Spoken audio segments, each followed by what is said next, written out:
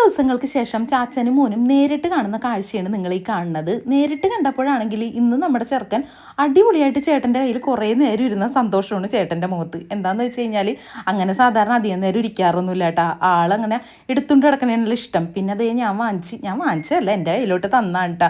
നീ എടുത്തോടി കുറേ നേരം ദേ ചിരിക്കണടി എന്നൊക്കെ പറഞ്ഞിട്ട് ഗീതു എന്നെ നോക്കി ചിരിക്കണം എന്നൊക്കെ ഇങ്ങനെ പറഞ്ഞ് ചേട്ടന് ഭയങ്കര ആകാംക്ഷ ഇങ്ങനെ കാണിച്ചുകൊണ്ടിരിക്കണായിരുന്നു. അതുകൊണ്ട് കൊച്ചിനോട് പറയണായിരുന്നു ഈ നാനിയുടെ സ്വഭാവം പഠിക്കരുത്, നാനി ഭയങ്കര കുറുമ്പത്തിയാണെന്നൊക്കെ കൊച്ചിനോട് പറഞ്ഞു കൊടുക്കുന്നുണ്ടായി. ആ കുറുമ്പും എന്താണ് സ്വഭാവം പഠിക്കരുതെന്നുള്ളത് നമ്മുടെ വീഡിയോയുടെ അവസാനം ഞാൻ പറയാട്ടോ.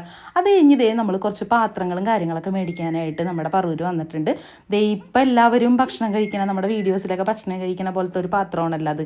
അതൊക്കെ ഞാൻ കുഞ്ചേട്ടൻ കാണിച്ചു കൊടുക്കണമായിരുന്നു. അങ്ങനെ കുറച്ച് അല്ലറ ചില്ലറ കുറച്ച് അത്യാവശ്യമുള്ള കുറച്ച് സാധനങ്ങളൊക്കെ മേടിച്ചിട്ടുണ്ട്. ചേട്ടൻ അറിയാതെ കുറച്ച് സ്റ്റീൽ പാത്രങ്ങളൊക്കെ ഞാൻ മേടിച്ചിട്ടുണ്ട് കേട്ടോ. ചേട്ടൻ അവിടെ ഇങ്ങനെ അപ്പുറപ്പുറമൊക്കെ എന്താണ്ടൊക്കെ നോക്കി നിൽക്കുന്ന സമയം കൊണ്ട് ഞാൻ 2-3 കറിപ്പാത്രവും കാര്യങ്ങളൊക്കെ എടുത്തിട്ടുണ്ട്.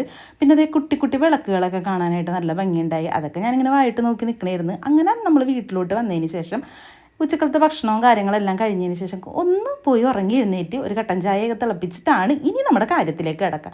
ദിവനാണ് ഇന്നത്തെ കഥയിലെ വില്ലൻ. എന്താണെന്ന് വെച്ച് കഴിഞ്ഞാൽ ഇന്ന് രാവിലെ ഞാനും സുനിച്ചേട്ടനും കൂടി വട്ടടഞ്ഞാണ് ഇവിടെ നിന്ന് പുറത്തേക്ക് പോയത്. കാരണം ഈ കയ്യിൽ കുറച്ച് പാത്രങ്ങളൊക്കെ എന്നോട് മേടിക്കാൻ കുറേ ദിവസമായി പറയണത്. ഞാൻ അനുസരിച്ചിട്ടുണ്ടായില്ല. അനുസരണയില്ലായ്മക്കാണ് എനിക്കിന്ന് കിട്ടിയത്. അങ്ങനെ കുറേ സാധനങ്ങൾ, ചായ അരിപ്പ മേടിക്കണം, കറിപ്പാത്രം മേടിക്കണം എന്നൊക്കെ പറഞ്ഞിട്ടുണ്ടായിരുന്നു.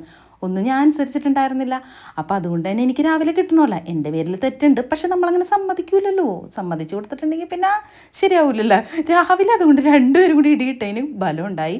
കുറച്ച് പാത്രങ്ങളൊക്കെ നമ്മുടെ വീട്ടിലെത്തിയിട്ടുണ്ട്. നമ്മൾ വീഡിയോ എടുക്കുമ്പോഴാണെങ്കിലും കയ്യിൽ കൊള്ളൂല എന്നൊക്കെ പറഞ്ഞ ചേട്ടൻ അങ്ങനെയുള്ള കാര്യങ്ങളൊക്കെ വളരെ പക്കയായിട്ട് ശ്രദ്ധിക്കണം എന്നുള്ളതുകൊണ്ട് തന്നെ എനിക്കാണെങ്കിൽ ആ കാര്യങ്ങളിലൊക്കെ വളരെ ശ്രദ്ധയില്ലാത്തതും കൊണ്ടാണ് ഇന്നത്തെ ഇടി ഉണ്ടായത്. അങ്ങനെ ഞാൻ എല്ലാ സംഭവങ്ങളും ഇങ്ങനെ നിരത്തി വെച്ചിട്ടുണ്ട്.